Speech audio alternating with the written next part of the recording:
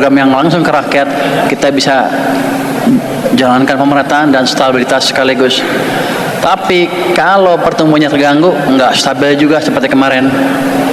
Awal September itu keadaannya betul-betul membahayakan. Yang saya perbaiki adalah yang laju pertumbuhan ekonomi yang tinggi.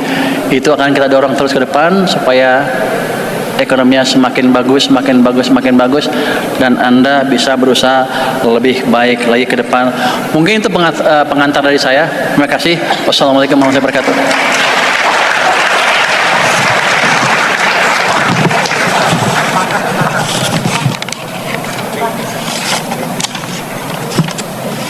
Bapak, Ibu-ibu, tepuk tangan buat Pak Menkyu.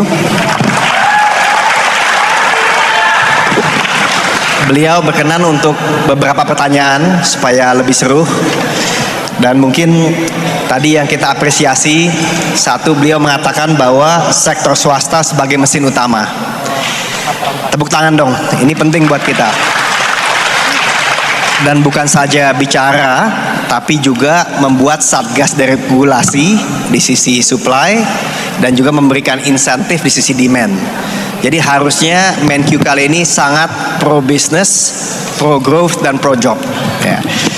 Bentar, itu nggak begitu kenyataannya.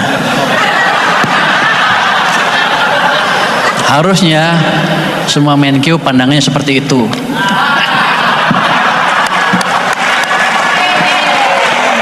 Luar biasa, itulah Menkyu kita, top. Oke, silakan, mungkin saya tanpa berpanjang waktu, silakan teman-teman, saya akan utamakan teman-teman dari daerah, teman-teman dari asosiasi, lalu teman-teman dari pusat. Mungkin dari daerah dulu ya, izin Pak Menkyu. Dari mana? Ambon, oke ya. Dari Ambon, satu, lalu asosiasi. Oke, Maluku dulu, siapin ini ya. Singkat jelas ya Bang ya.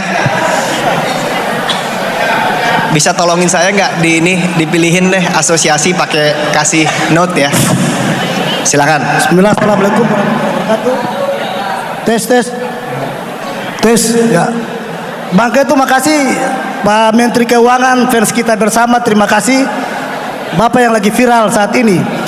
Jadi Pak, pertanyaan saya mungkin suaranya dia nggak enak di situ Pak. Mungkin ada yang bisa bantu Pak untuk mencatat jawabannya, karena memang noise dari situ, noise penataan suaranya nggak jadi Bapak kurang dengar kayaknya.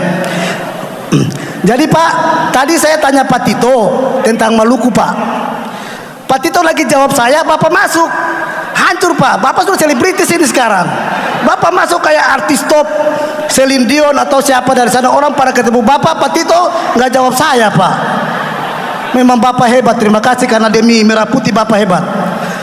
Jadi tadi saya tanya, kami dari Maluku Utara Papua, kasih sumbangan ke Jakarta ini banyak Pak. Ikan Maluku itu, kepulauan laut itu kasih hasilnya ke Jakarta semua 30%. Tapi kenapa Bapak kasih kita di Ambon, di Maluku cuma 26% Pak? Sama dengan Jakarta, dana transfer daerah Pak. Bapak tadi Pak Tito tunjukkan data Maluku sama dengan Jakarta. Abang kesini aja Bang. Panitia make-nya nggak bagus, dia ngatur suasana, pecat aja Pak. Panitia nih. Di sini nggak kedengeran. Jadi ketum dari tadi itu kita nanya memang nggak jelas suara karena penataan suaranya. Abang pelan-pelan, Menterinya di sini. Pak Menteri, tadi saya tanya Pak Tito. Pak Tito kasih gambaran 26% transfer daerah sama dengan Jakarta Pak. Jakarta itu kan dia punya pajak saya puluhan triliun. Maluku dapat apa Pak? Bapak kasih 26%, kenapa? Akhirnya kita minjam duit 1,5 triliun pada di SMI tahun ini Maluku. 26% yang Bapak transfer ke daerah kebutuhan kami. Aturannya Bapak transfer 60% Pak. Karena kita kirim ke Jakarta tuh banyak. Kita punya tambang, kita punya laut, segalanya. Bapak betul PIP daerah, tapi kita nggak punya duit. Kami susah, kami setengah mati Pak. Tolong Pak, Maluku ditambah setelah ini Pak. Kita ada pinjam Pak, ngutang, kita ngutang. Transfer ke daerah ya? Iya. Jadi kalau kurang perusahaannya Pemda nggak bayar ke Anda gitu? Gimana Pak? make-nya jelek, mereka jelek ini. Ya utang ganda. Pemda tahun lalu 700 miliar. Pemda minjam 1,5, udah disetujui DPR untuk tahun 2026 harus bayar 300 miliar. Kita terima 1,2. Kita mau ngapain Pak di Maluku Pak? Jadi gini. Tolong ditambah Pak. Makasih Pak, tolong ditambah. Oke. Saya taruh pertanyaan kira-kira ya. Kenapa uang ke Pemda dipotong sehingga Pemda susah? Kira-kira gitu. Mungkin dia punya proyek dengan Pemda, udah jalan belum dibayar, rugilah dia. Gini. Anggaran itu kan sudah diputus sebelum saya jadi Menteri Keuangan. Waktu saya jadi Menteri Keuangan, saya tambah 43 triliun rupiah. Saya nanya Pak Tito waktu ribut-ribut itu, setelah ribut ya, Pak Tito butuh uang berapa? Dia hitung, dia kasih ke saya 43. Ya udah, saya nggak potong, saya nggak kurangin. Ya udah 43. Jadi Anda protes ke Pak Tito nanti.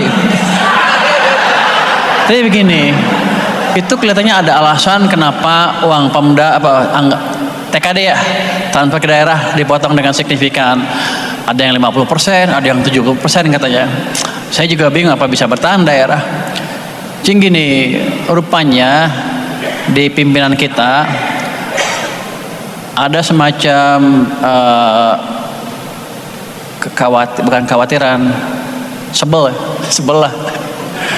tuh Pak, karena di Pemda uangnya, ini live ya? Nggak apa-apa. Udah mati. Udah mati ya. Bebas jadi. Kalau live repot saya ngomongnya. Karena di Pemda uangnya banyak yang nggak dibelanjakan tepat sasaran, dikorupsi lah. Sehingga dari atas dipotong seperti itu. Waktu itu untuk saya juga agak aneh kenapa potongnya sebesar itu. Ada wartawan. Biar aja lah, ntar gue bisa ngomong. Bang, gue pikirin. Ini keadaan benernya seperti ini. Jadi kita pikir, ya udah. Kalau pimpinan tertinggi nggak percaya dengan daerah, ya saya bilang ke daerah, ke Pak Tito juga waktu di acara dengan pimpinan Pemda, gubernur sama itu pimpinan daerah tingkat 2 dan bupati, saya bilang kasih saya alasan untuk saya menghadap presiden dan bilang uang Pemda harus ditingkatkan. Caranya gimana? Tunjukkan 2 triwulan terakhir, triwulan sekarang dengan triwulan pertama tahun depan, uang Anda dibelanjakan tepat sasaran dan nggak ada kasus korupsi dan dampaknya kelihatan di ekonomi. Kalau itu terjadi, maka triwulan kedua tahun depan saya akan menghadap presiden dan bilang, Pak, kondisi sudah bagus, Pemdanya sudah disiplin, belanjanya sudah baik, nggak ada salahnya kita naikin anggarannya. Tanpa itu, saya nggak bisa bilang apa-apa. Begitu saya menghadap, saya langsung getok, lo tahu uangnya mau dikemanain, gitu kira-kira. Jadi Anda kontrol Pemda Anda, bilang ke Pemda Anda belanja yang betul.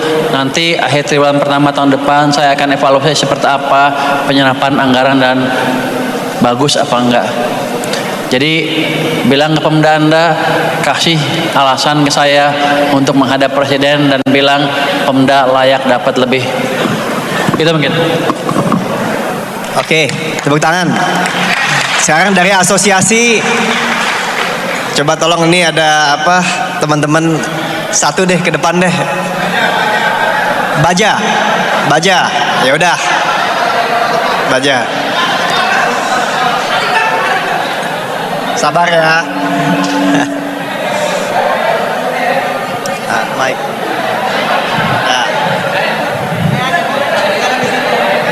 Oke. Assalamualaikum Pak Menteri. Kami kemarin yang datang ke kantor Bea Cukai Pak. Jadi dari Asosiasi Konstruksi Baja, kami ada 1.000 orang kemarin Pak, dari Asosiasi Konstruksi Baja. Jadi kami meminta dan kami mendukung Pak. Jadi di aksi damai kami adalah mendukung Bea Cukai untuk menangkap, menyetop impor baja-baja Pak. Jadi gini Pak Menteri, yang hulunya dilindungi. Tapi kami bengkelas ini produksi konstruksi baja jadi siap pasang itu tahun ini masuk 1 juta ton Pak Menteri.